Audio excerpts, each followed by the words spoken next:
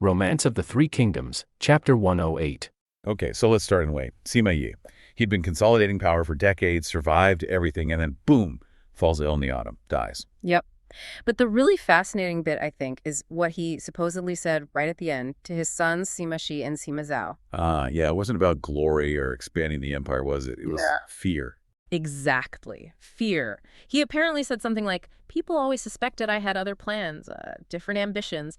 And he admitted he'd always felt that pressure, that suspicion. Wow. From Sima Yi, the master strategist. Right.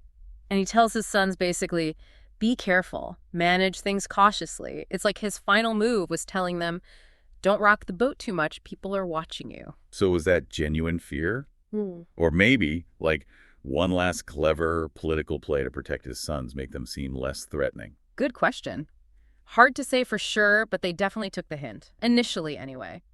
Sima Shi steps up as Grand General Dajiangjin. And crucially, he also gets control of the Imperial Secretariat. That's the real power center, isn't it? Not just commanding troops in the field. Absolutely, that's the nerve center. Sima Zhao gets a top military post too, General of Agile Cavalry. So the Sima family control is locked in. Cautiously maybe, but locked in. Okay, so Wei is sort of consolidating under this cloud of inherited caution. What about Wu? Sun Quan's end sounds messier? Oh, definitely messier.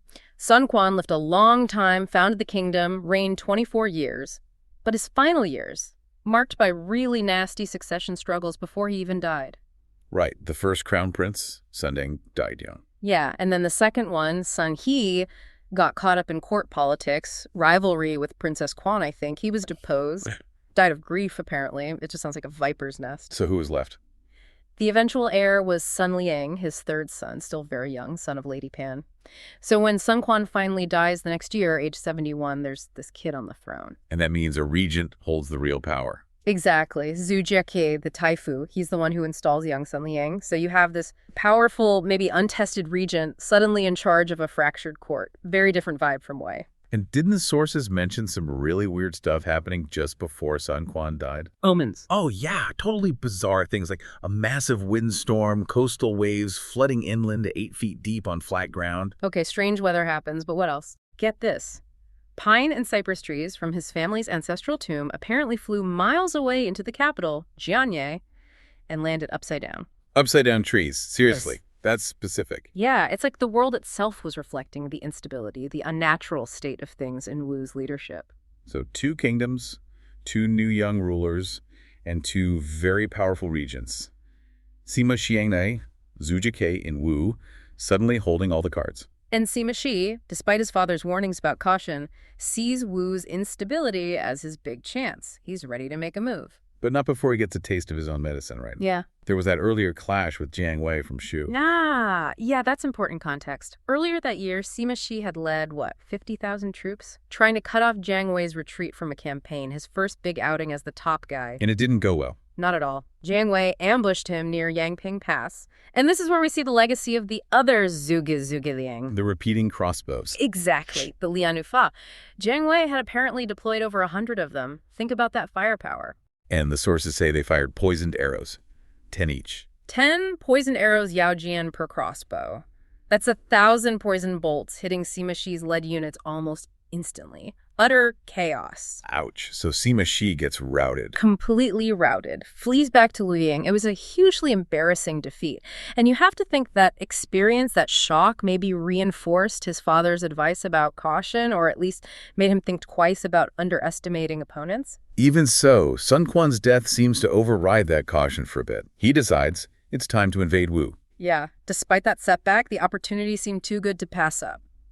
There was some debate, though. His advisor, Fu Gu, warned him, remember the Yangtze River, remember Cao Cao's failures trying to cross it. Solid points. Yeah. How did Sima Shi respond? He basically brushed it off. His line was something like, look, heaven changes things every 30 years. How can the tripod, the 3 kingdoms, last forever? He felt this was the moment mandated by fate. So full steam ahead. Pretty much. He puts his brother, Sima Zhao, in overall command. And it's a massive operation. 3 huge armies, maybe 100,000 men each. Wow. Where were they headed? Aiming for key points along the river. Nan Commandery, Wuchang, and the one Sima Zhao personally focused on Dongxing. Why Dongxing specifically? It controlled access behind Lake Chou. Wu had built this big embankment, the Dadi, and 2 forts there precisely to stop Wei flanking them from the lake. If Wei takes Dongxing, Wu's river defense is in serious trouble. Okay, so the plan is set. Wei's vanguard, under Hu Zhen, starts building a pontoon bridge to attack the embankment. How does Wu react? Zhu Zhike knows it's critical. He gets urged by Ding Feng, one of his generals, that they have to hold Dongxing, so Kie sends Ding Feng out. With how many troops? Yeah. Against Wei's massive invasion force. Get this, only 3,000 water troops and just 30 ships. It seems completely inadequate, right? Like a 3,000 against potentially hundreds of thousands. Yeah, sounds like suicide. And the weather was awful. Oh. Midwinter, 12th month, freezing cold, heavy snow falling. Perfect conditions for a surprise attack, maybe. Exactly, because the Wei commanders, Hu Zhen, Huanjie, Han Zong, they were so dismissive. They see this tiny fleet approaching through the snow, and they're literally having a feast in their camp. Feasting, while the enemy is right there. Total arrogance. The sources say they were laughing. Just 3,000 men. What's there to fear? They probably thought Ding Feng was coming to surrender. Big mistake. What was Ding Feng's plan? Pure psychological warfare and shock. He orders his 3,000 men to strip off their heavy armor, their helmets too. Trip down. In the freezing cold and snow. Yeah, and they carry only short knives, Duan Dao, so they look practically unarmed, maybe like desperate refugees or fishermen. The Wei soldiers see this and they just relax completely, lower their guard. Some probably laughed. Okay, I see where this is going. Then 3 rapid cannon shots signal the charge. Ding Feng himself, knife in hand, leaps ashore first. Imagine the scene. Heavily armored Wei soldiers, maybe a bit drunk from the feast, suddenly overrun by these lightly clad guys charging out of the snowstorm with knives. Total panic, I bet. Complete surprise. And Ding Feng leads from the front. He supposedly kills Han Zong himself, then gets into it with Huanjie, wrestles his spear away, and kills him with a thrown knife. It's incredibly personal, brutal, and fast. So the command structure just collapses. Instantly. Hu Zhen, the vanguard commander, just turns and runs. The rest of the Wei troops panic, stampede back towards the pontoon bridge they just built. Which probably wasn't designed for a panicked mob. Nope. It breaks under the weight. Thousands drown in the freezing water or get cut down by Ding Feng's men on the snowy embankment. It was an absolute slaughter. Just like that. The whole vanguard wiped out. Pretty much. The defeat was so sudden and total that Sima Zhao, Wang Chang, Wu Qijin, the commanders of the other prongs, they had no choice but to call off the entire invasion. They just packed up and retreated. Wow. From a massive 3-pronged invasion to total retreat, all because of 3,000 guys with short knives in a snowstorm. It's an incredible example of exploiting arrogance, using the weather, and just sheer daring. A masterclass in shock tactics by Ding Feng. So Zhu Zhike, back in the Wu capital, must have been ecstatic. His guy pulls off this miracle win. Oh, absolutely riding high. Maybe too high. Because his immediate reaction is, okay, Sima, she must be crushed by this, heartbroken. Now's our chance to invade them. Whoa, hold on. From defending their homeland to invading the Central Plains, that's a big leap. Huge leap. It shows how success can, warp your judgment. He gets completely carried away by the Dongxing victory. How does he do? He actually writes to Zheng Wei over in Shu, proposing they team up, a joint attack on Wei. And he promises that if they win, they'll split the empire, divide the empire equally, ping Ventiancia. To divide the empire. That's incredibly ambitious, bordering on delusional, maybe. It definitely shows his mindset had shifted from regent to potential emperor maker, or maybe even emperor himself. He gathers this massive army, 200,000 men, and starts marching north. But didn't things start going wrong pretty quickly? Another omen. Yeah, another really striking visual. As they're marching, this strange white vapor, described as a white rainbow by Hong, rises from the ground and completely obscures the view of the army. Okay, upside-down trees. Now a white rainbow blocking the path. Doesn't sound good. His advisor, Jian Yan, certainly didn't think so. He immediately tells Kay, this is a bad sign. It means we'll lose soldiers. We should turn back. Sensible advice, given the circumstances and the omen? How does Zhu Zhike take it? Badly. He completely loses it. Accuses Jiang Yan of hurting morale. Apparently, he was going to execute him on the spot. What, for giving sound advice based on an omen he clearly saw too? Yep. The other officers had to plead for Jiang Yan's life. Kay spared him, but stripped him of his rank, demoted him to a commoner, just completely rejected the warning. So he ignores the omen, punishes the advisor, and presses on to besiege. Where was it? New City. New City, Xinsheng. He's doubling down on his ambition, refusing any sign that maybe this isn't the best plan. All right, so how does Wei respond? Sima Shi must be watching this massive Wu army heading his way. Does he panic? Does he ride out to meet them? This is where the contrast between the two regions is so clear. Sima Shi, you remember, got burned by Jiang Wei's crossbows, then saw his huge invasion collapse at Dongxing. He seems to have learned his lesson. Patience. Exactly. He gets advice from his advisor, Yu Song. And Yu Song's take is basically, let him come. Don't engage, even with 200,000 Wu troops besieging a Wei city. Precisely. Yu Song points out, Qi's army is huge, yes, but they're far from home. Sieges are long, expensive, and drain supplies. Let them wear themselves out battering against new cities' walls. Wait them out. Wait them out. Keep the Wei defenses strong, but don't risk a big field battle against a pumped-up enemy. Once they're exhausted, demoralized, and inevitably start retreating, then strike. That ensures a complete victory. Coldly logical. And does Sima Shi listen? He does. Unlike Zhu Ke, he takes the cautious strategic advice. He focuses on defense. He sends Sima Zhao west to keep an eye on Jiang Wei, just in case Shu tries anything. And he positions other generals, like Wu Qijian and Hu Zun, to basically contain Zhu Ke at New City, but not necessarily fight him head-on yet. So it becomes a staring contest, a war of attrition. Essentially, yes. Sima Shi forces Zhu Ke's grand invasion into a slow grind, a test of logistics and patience. And given Ke's impulsive nature, that's a test he's probably not going to win. Zhu Ke had kicked off this massive offensive against Wei. Yeah, the big push. Right. And it all kind of culminated in the siege of this place called Xincheng, or New City. He surrounded it for, what was it, over 90 days? Over 90 days, pouring everything into it, manpower, resources. He desperately needed this win, you know, to justify the whole campaign, shore up his position back home. You can feel the pressure building. Absolutely. He was ordering his generals, push the attack, push harder. Any delay, any complacency, he was threatening immediate execution. Wow. Yeah. And they were close. The sources say the city's northeast corner was literally about to crumble. But then, the commander inside, Zhang Te, he does something brilliant. He does. This is a high-stakes moment, right?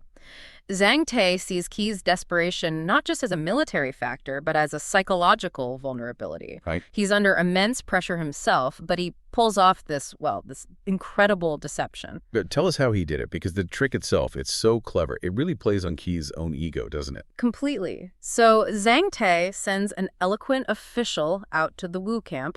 Not with a white flag, mind you. No surrender. No. He comes out carrying official documents, specifically military registers, basically, rosters of the men inside. The registers, why? Well, this official presents this remarkable claim. He says, look, according to Wei military law, if a city holds out for exactly 100 days without being relieved, the garrison can surrender without their families facing any consequences, no punishments back home. 100 days. And Kate had been there for over 90. Exactly. Zhang Te is essentially saying, look, we're almost there. Just wait a few more days. We hit the 100-day mark and we'll surrender peacefully. We'll give you the whole city intact. No more bloodshed. And the registers. They hand over the registers as proof, a sign of good faith. Like, see, we're preparing the paperwork already. Here's where it just gets, well, almost painful to read, knowing what happens. Zhu Ke fell for it. Completely. Hook, line, and sinker. He accepted the registers, halted the attack. He thought he'd won. A clean, bloodless victory. Just what he needed to silence his critics back home. And this is Zhu Ke, remember, meant to be a brilliant strategist. But his own pride, his desire for that easy win, it just clouded his judgment. He mistook a clever tactic for a genuine surrender. So Qi stops the attack. What does Zhang Te do during this truce? He doesn't rest. He immediately mobilizes everyone inside. They start dismantling houses within the city. Materials. Exactly. For timber, stone, whatever they could salvage, to frantically repair that damaged section of the outer wall. So he buys time, fixes the breach, and then comes the mockery. Oh, yes. Once the repairs are done, Zhang Te goes back up to the parapet, not to open the gates, but to basically laugh in their faces. What did he say? He shouts down that they've got enough provisions to last half a year, daring Qi to attack now. He completely calls Qi's bluff, exposing his gullibility to the entire Wu army. Qi must have been furious. Enraged. He orders the attack resumed immediately, but the momentum's gone, right? The surprise is lost. And then, almost instantly, personal disaster strikes Qi. The arrow. Yeah. He's shot right in the forehead with an arrow, falls from his horse, they rescue him, get him back to camp, but it's a severe wound. And things go from bad to worse for the army. Oh, massively. On top of the injury, the troops were suffering terribly.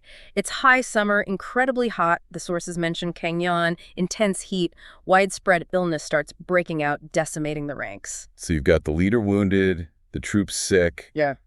How does Qi handle this crisis? Terribly. This is where he makes another catastrophic political error, really. Despite getting accurate reports about the sickness, the fatigue, he just doubles down on brutality. How so? He reportedly threatened to execute anyone who even spoke of being ill or tired. You're kidding. That's insane. It's pure desperation. But it didn't just crush morale, it actively drove people away. Mass desertion started, including a key general, Commander Kai Lin, who defects straight over to the Wei forces. Wow. Taking secrets, troops, maybe? Presumably. It's a total collapse. Qi finally orders a retreat, but it's too late.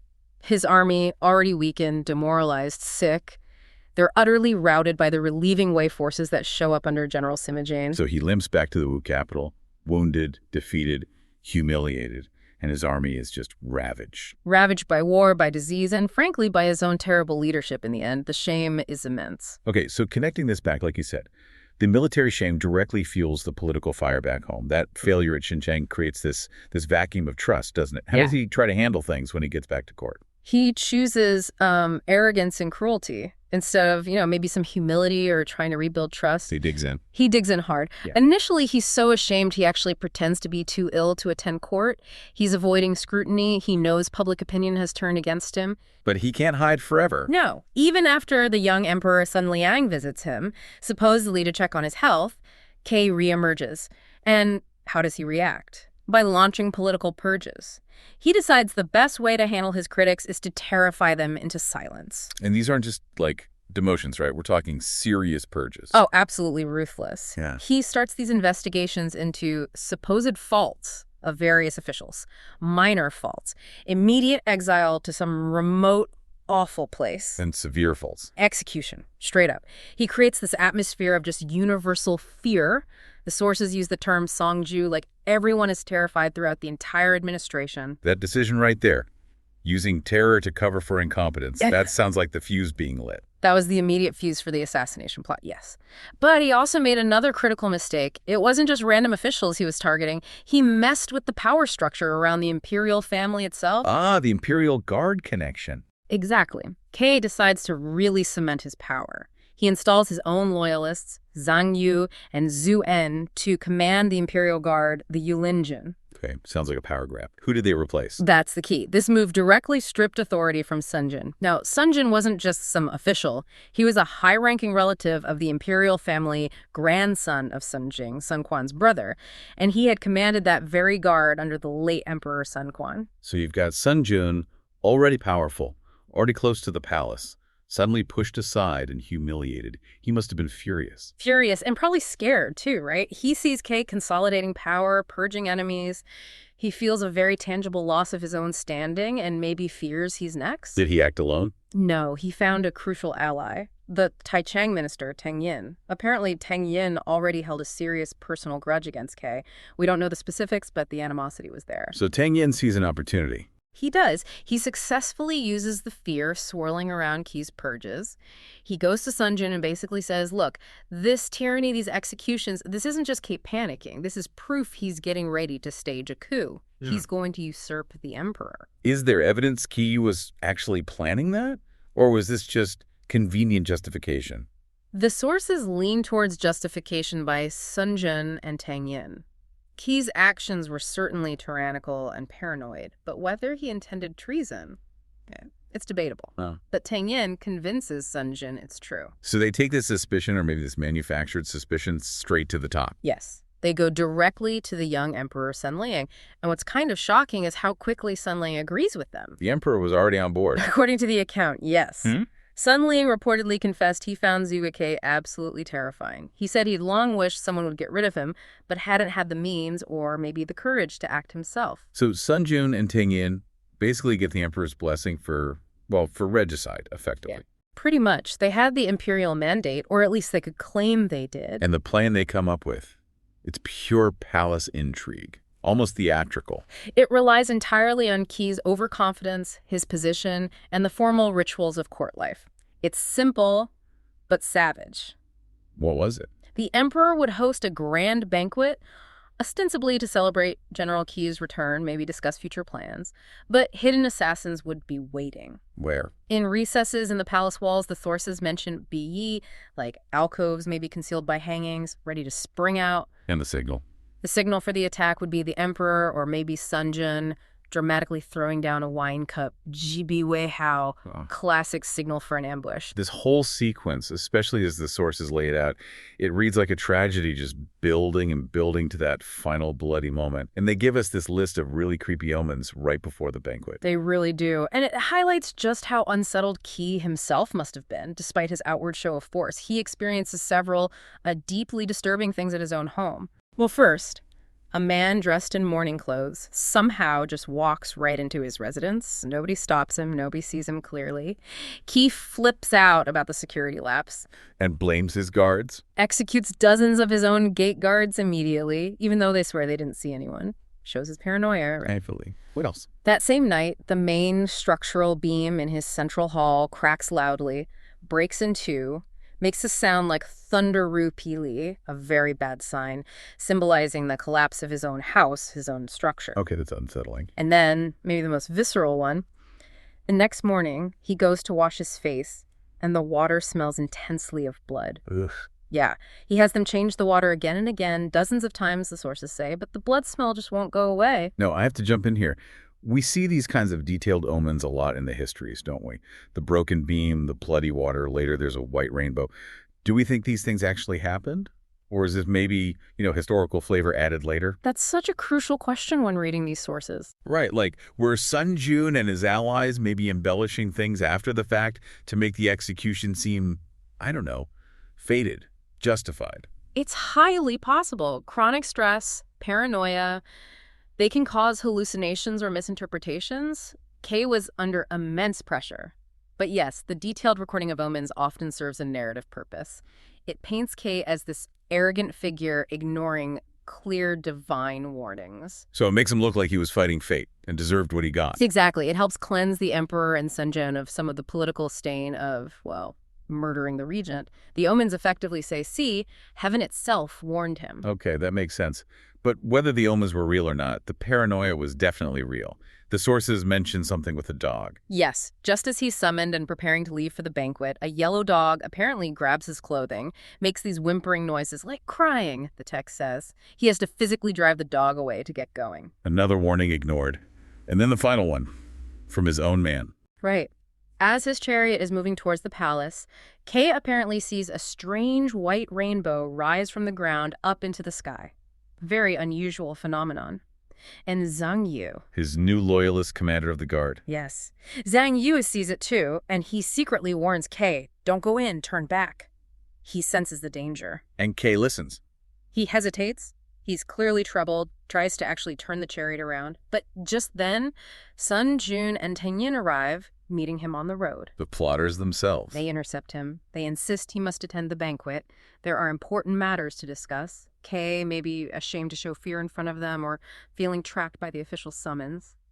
He relents. He agrees to go. A fatal decision. Utterly fatal. So they get to the feast. Kay is clearly suspicious now. He refuses the wine offered from the palace supply. Smart move, maybe. Poison. Possibly. He only agrees to drink his own medicinal wine, brought specifically from his own residence. They go through several rounds trying to put him at ease, and then the emperor, Sun Liang, makes an excuse, says he's feeling unwell, and leaves the room. That's the cue. That's the cue. Sun Jun immediately acts. He dramatically throws off his outer robes, revealing hidden armor underneath. Yes, Huanjia, ringmail, or something similar. He draws a blade and shouts the emperor's decree. Execute the traitor, Zhu Qi! And it happens just like that. Instantly. The sources say Qi was decapitated almost immediately. Zhang Yu, his loyal commander, tries to intervene. The one who warned him. Yeah. He actually manages to wound Sun Yu, cuts his left finger, but Sun Jun retaliates, cuts Zhang Yu's right arm, and then the guards hidden in the walls rush out. The ambush is sprung. And they just descend on Zhang Yu. The sources are graphic. They hack him until his body is reduced to meat paste, a brutally effective end to Qi and his closest supporter. So, a swift, bloody coup. What does this mean for the immediate political situation in Wu? The cleanup, I imagine, was just as ruthless. Absolutely merciless. The purges didn't stop with Qi and Zheng Yu. Sun Jun immediately ordered Qi's entire family arrested. The whole family. Everyone. And the bodies of Qi and Zheng Yu. No ceremony. They were crudely wrapped in reed mats, hearted out, and just dumped in a large, unmarked mass grave Shisagang Luanzhong Kenye outside the South Gate. A truly disgraceful end for someone who was, just days before, effectively ruling the state. A very public statement of disgrace. And there's this really chilling anecdote that follows the murder, again, probably adding to the atmosphere of terror in the capital. What happened? Kay's wife, already distraught, is approached by one of her maids. The wife notices the maid smells intensely of blood and asks why.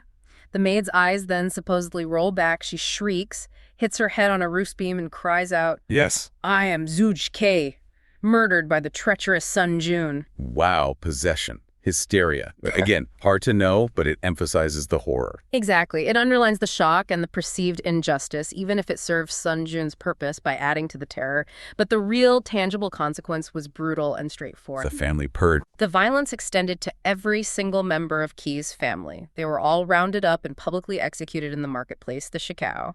The entire lineage wiped out. This all happened in the 10th month of that year. Wiped out. Just like that. According to the sources, though, this extreme end wasn't entirely unforeseen, was it? There were warnings earlier. That's right. The histories point out that Qi's own father, Zhu Zhiliang's brother, had worried about this. What did he say? He'd lamented previously that Qi's intelligence, his brilliance, was too obvious, too displayed. Kangming, Jinxin Yue. He feared that someone who showed off their talent and ambition so openly wouldn't be the one to keep the family safe. A warning about the dangers of standing out too much in that kind of political environment. Precisely. Flying too close to the sun, essentially. And a similar warning, interestingly, came from an enemy state. From Wei. Yes, the Wei official Zhang Ji apparently told Sima Shi, the Wei regent, that Zhuge wouldn't live long. Why? Because he shook his lord with awe, Vazin Kizu. He was simply too powerful, too capable, and therefore too terrifying to the emperor he served. He made the throne nervous. Exactly, and that prophecy or political analysis proved deadly accurate. Once Kay and his faction were eliminated, Sun Jun stepped right into that power vacuum. No hesitation. None. He achieved total, undisputed power almost overnight. Appointed prime minister, grand general, Marquesa Fuchun, full command over military and foreign affairs. The tyrant was dead. Long live the executioner who became the new strongman. So the internal power dynamic in Wu is completely reset.